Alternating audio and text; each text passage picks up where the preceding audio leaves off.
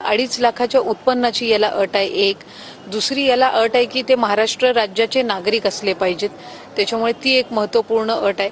त्याच्यानंतर तिसरी ते कुठलेही शासकीय कर्मचारी किंवा शासकीय याच्यातून त्यांना कुठलंही मानधन किंवा नोकरी ही त्यांना नसावी, ही एक त्याच्यातली अट आहे.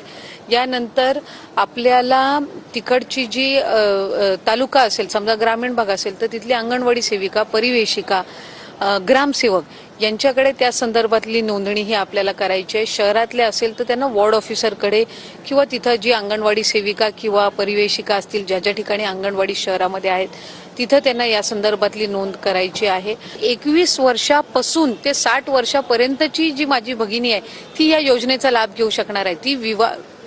ती त्या ठिकाणी विधवाच असणं, निराधार असणं हे त्या ठिकाणी नाही. त्यांचं उत्पन्न हे 2.5 लाख